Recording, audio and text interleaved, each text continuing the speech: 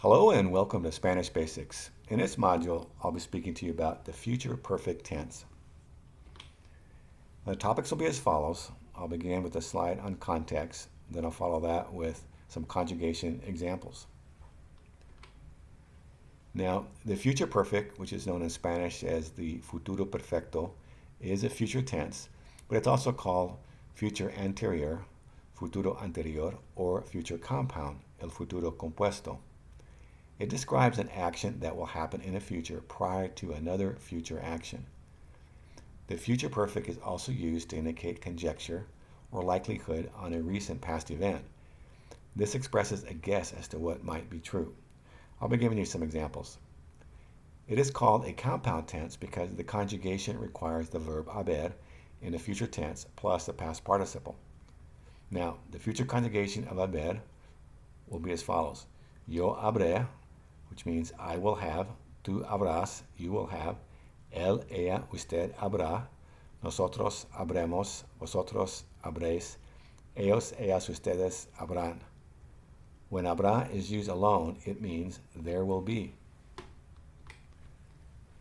Now the conjugation format has two parts. First, we have the future of haber, and follow that with the past participle. For those of you that need a refresher, past participles can be reviewed in Module 14. Now, for examples of a future event prior to another future event, I will have graduated by December. Me habré graduado para diciembre. You will have already eaten when I arrive. Ya habrás comido cuando yo llegue. You will have harvested the garden before leaving for vacation. Usted habrá cosechado el jardín antes de partir de vacaciones.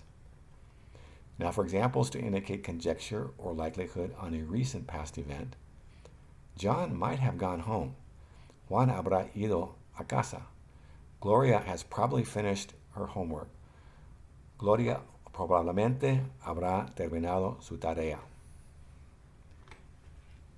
Now, at this point, we finish this module, but I'd like to give you a refrain or a proverb. No hay mejor maestra que la necesidad. There is no better teacher than necessity. In other words, necessity is the mother of invention. Thank you for watching Spanish Basics. Muchas gracias. Hasta luego.